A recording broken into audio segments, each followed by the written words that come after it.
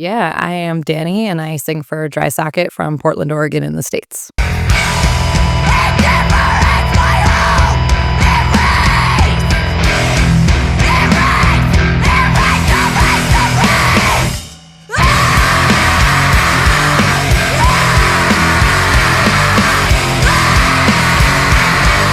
Yeah, I guess, like a lot of people who get into it, I was really angry. I had a pretty traumatic and like crappy childhood, and I started getting into heavier music, and I got kind of into punk and oi first, and like I had to move schools and towns and stuff, and I think I was around like 15, and I moved to a town that did not have any punk kids, but they had hardcore kids, and that was kind of like my introduction to hardcore, and it just made, like, a lot more sense in my brain for me and the music and, like, the level of political, and at that point, like, straight edge I was straight edge, or I became straight edge when I met them, and it was monumentally important to me, and I don't know where I would be if that had not happened. So, yeah, that was kind of like my introduction to hardcore. I fell in love with it, and I went from there. And, Dry Socket is fast hardcore, and that's like, when we formed the band, we kinda had, like, the discussion of, like, what did we really love when we were younger? And the answer was kind of, like, the fast political hardcore that was, like, just kind of formed us, and that's where everything started. I think it took, like, a foundational interest in history and human rights and things like that, and, like, at that point where I grew up, there was people doing a lot of tabling, and I remember being at, like, a punk show, and there was, like, a person selling, like, a bunch of books and, like, picking up a book on, like, the Rwanda genocide and things like that, and, like, that was kind of my first, like, major introduction to all of that, and hardcore versus punk, like, I know they're married and there's so much intertwining, but, like, that scene within hardcore spoke to me so much more because it, like, opened me up to a whole lot of new things, and at that point, I was already vegan, and so, like, it really supported the beliefs I already had, and, like, the connections I had as well. When I was, like, 12, my older sister took me to a Static X concert, which is not in that realm, but I remember just being like, "Yup, okay," and then from there, I was really lucky. I grew up outside of New York City, so, like, I would hop a train into New York City, and there was a lot of record stores, and, like, I would hang out with the punk kids in New York all the time, and so, like, Blitz and a lot of, like, those style bands were what I was first introduced to, and kind of, like, the anger that went with that. I just didn't really identify with the fashion, to be honest, and, like, that aspect, so when I remember one of my friends giving me a Sick of It All CD, and that was probably one of the first hardcore bands that I heard, and I was, like, in shock, and then I remember being, like, 14-ish, 15-ish, and, sneaking into CBGB's and using a fake ID, and, seeing I wanna say it probably was Sick of It All, it might have been Ignace Front, I don't remember, but I was, like, too young, way too young to be there and doing it, and being like, "Holy shit, this is it. This is what I've been, like, searching for in music," that, like, the metal and the punk, like, didn't hit. I had, like, a couple moments. I definitely remember going to a basement show, and it was completely packed in, and it was just, like, mayhem, people hanging off of pipes, everything, and just being like, "Oh, wow," and then I remember being at a Kill Your Idols show in New York City, and again, like, way too young to be there, and, the singer of Kill Your Idols, like, he said something along the lines of, like, "In today's society, I feel like I'm, like, t always an outcast, and, like, I, like, go into the Gap, and you could buy, like, a studded belt," and, like, really like, him saying this, and he was like, "Yeah, like, I feel like by being fat, it's a big fuck you to everybody, and that's, like, my rebellion," and I was just like it, like, hit me, and it, like, boggles my mind sometimes because, like, everything I was being exposed to was men. Like, at that point, there was very few female presenting people involved in the scene, especially, and I sometimes question, like, what was going on in my brain that I was like, "All these men and all this shit, like, yep, that's it," and I think mainly I was just really angry, and it hit me in a way of being like, "Yeah, this is what I've been looking for."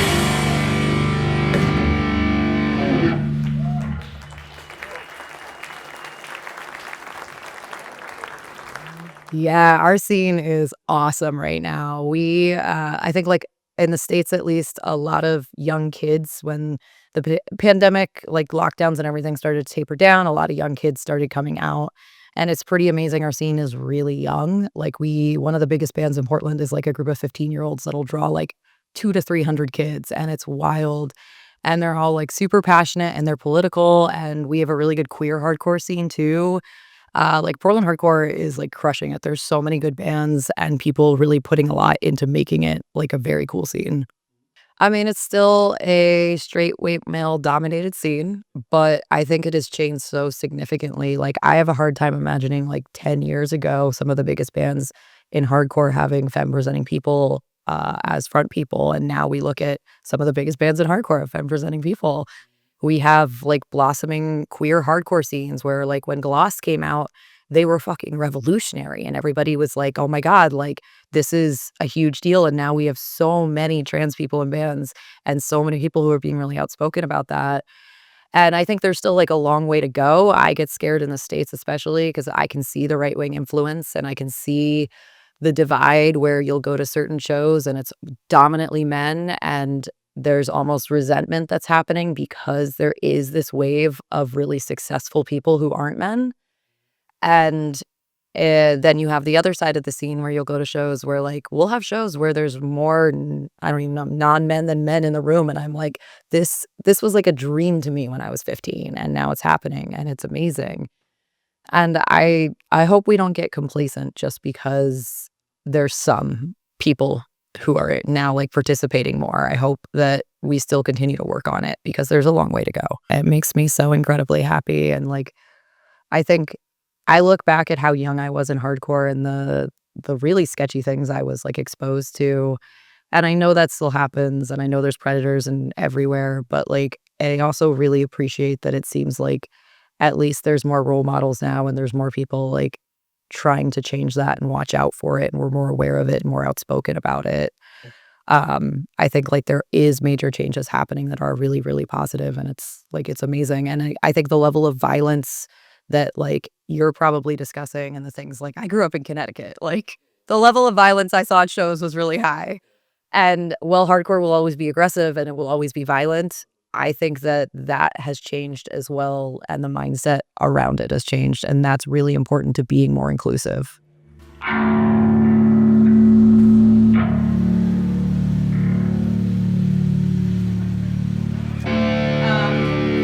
This next song goes out to anybody who's queer in the room.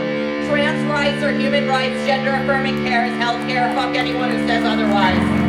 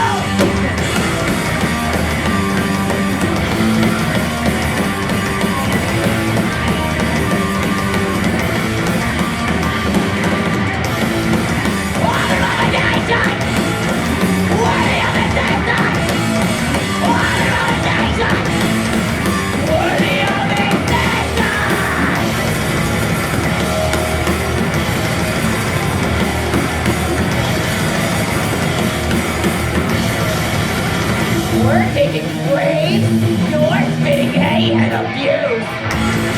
What is praise? You're spitting hate and abuse. If your God doesn't make my say, then the only abomination is you.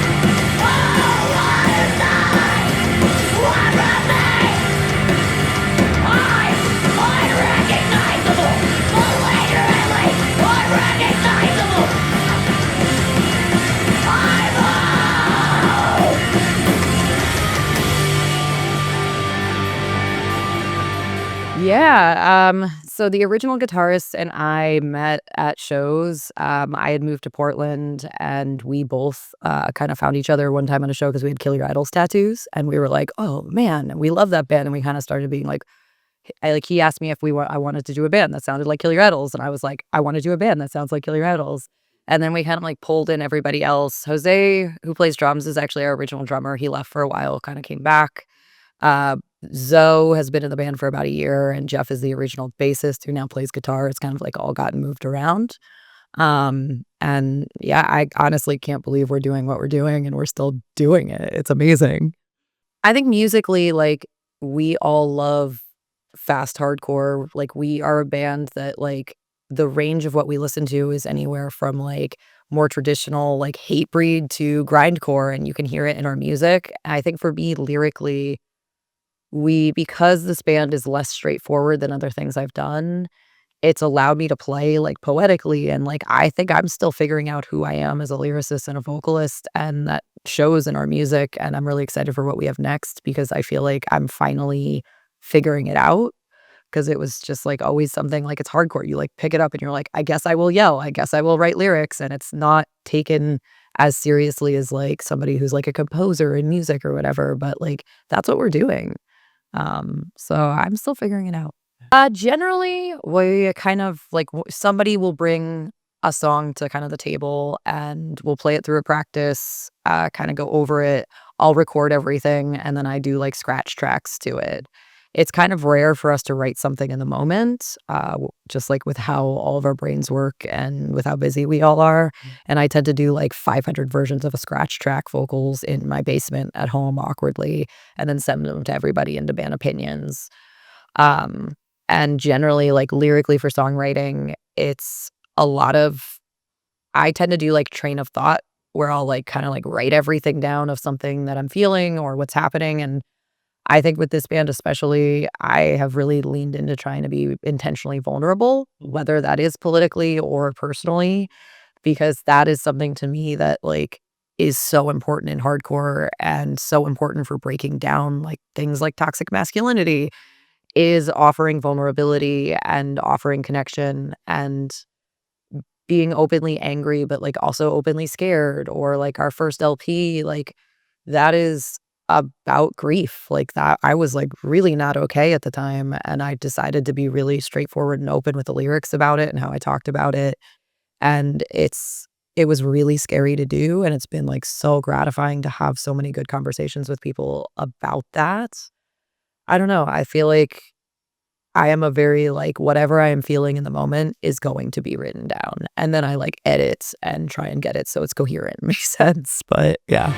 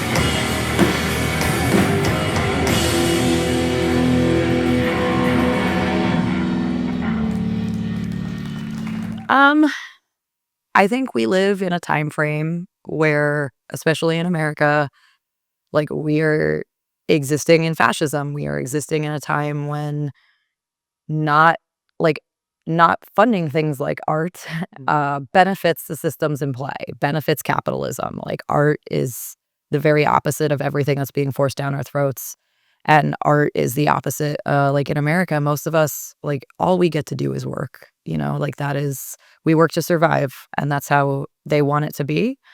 And when it comes to something especially like hardcore and punk, where it's not only art, but it is inherently political because we're existing in the spaces we are and we have the things we have to say, and because we're, like, supposedly counterculture, I think especially right now, more than anything, it's so important to look at it as art because art is what drives society, it's what drives culture, it what expands our viewpoints, it's what teaches us things, it what's allow us to feel whole as a person too.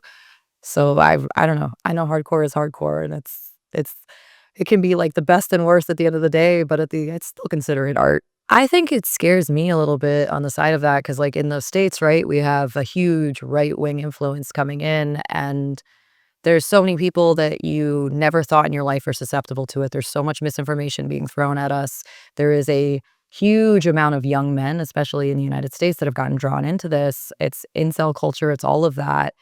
And when I go to shows where, like, people boo people for trying to talk about anything on stage or, like, no band is doing anything political, it feels like the right wing creeping in. It feels like angry young men found an outlet, and they're probably not coming from it from a punk or hardcore perspective. They're probably coming from it from being very angry, and that this is just an extension of everything else in the right-wing influence that's happening, and that's what scares me more than anything else, and that's why I agree with Broken Vow. It's so important to have something to say, whether that is political or emotional or anything, just, like, having something to say is really important.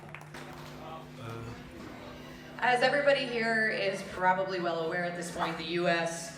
is in a full Christian fascist oligarchy. I'm really fucking scared. I'm also really, really angry. The people that you don't think are susceptible to this shit, the people in your lives you never expect, you don't want to be where we're at right now. You don't want mass deportation centers being built that are just detention centers. You don't want people dying in hospital parking lots because they can't get reproductive care. And you don't want forced detransitioning. You don't fucking want any of it. So be angry now. Talk to your people now. Do not let it fucking happen here. And please be angry for us because shit's really fucked up and it's just gonna get fucking worse. Fuck fascism.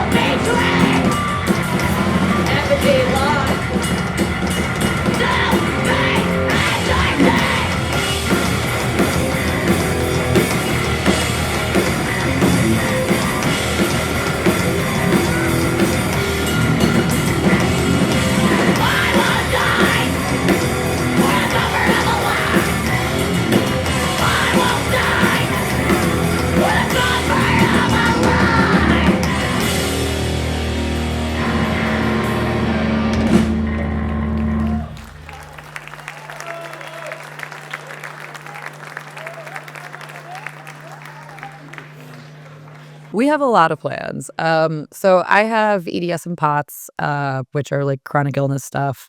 And it's kind of what lit a fire under our asses to kind of do the amount that we're doing is because I know that I have like a time frame for how long my body will hold out. It's already a challenge to do what we do. So we are kind of just trying to like say yes to everything and take advantage of every opportunity. We're going to record again this year. And I think we're going to hopefully probably come back to Europe and just keep kind of grinding as much as we can without completely destroying our lives too much. But yeah, we have all the plans. We want all the plans. We're trying to do everything we can. I had somebody at one of our German shows referred to us as a 1.5, where we're in between like capital H hardcore and chain, like the chain punk hardcore. And I was like, I think that's the perfect place to be because I feel like like, especially as like a femme presenting person, and like we have people of color in our band and we have like diversity. And I think it's really hard to be different in hardcore and just be within capital H hardcore only. Like it's a hard place to be. So I love that we're able to walk this line of getting to play the punk shows and getting to like be involved in that, but also getting to play things like Ieper Fest and like do really cool things. So I think like our goal is to kind of maintain being an in-between band because we offer anger, we're not like a kickboxing mosh band, but we still offer some of that hardcore sound, and that's like our roots at the end of the day, but then like we play grindcore shows because we have those parts too, and because we're political. So yeah, I feel like we're just like a weird in-between band, and that's where I wanna be. I wanna be able to play everything and relate to everybody and just have people punch each other in the face during our set no matter who they are.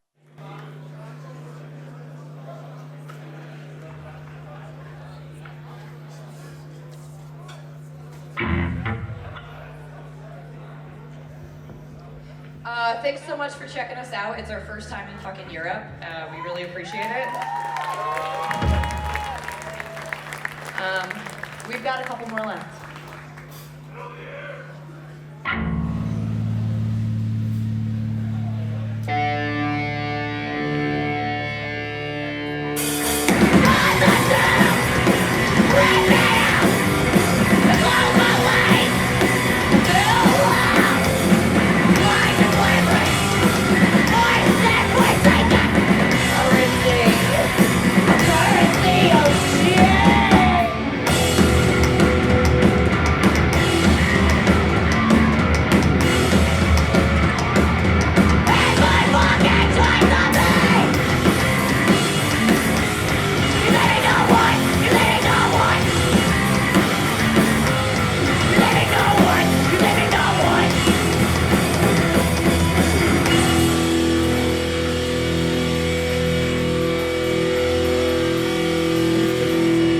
I feel like I know every band says this. We just keep saying it like this has ruined us. Like touring in the States is nothing like this. The people, the hospitality, just the overall setup to be able to tour in a sustainable and financially sustainable way is amazing. And the shows have been awesome. We had no idea what to expect. Like I pretty much was like, it's our first time over. There's going to be probably some shows that aren't that great, and there's probably going to be some shows that are really great. But across the board, like the reaction and the support has been amazing. And, like, for me, I've done bands since I was a kid, and Europe was always it's like the white whale. It's what I wanted to go for. And actually getting to do this and do it in a successful way, like, it means so much. So, like, yeah, Europe's been out of the world. Yeah, Europe's been amazing.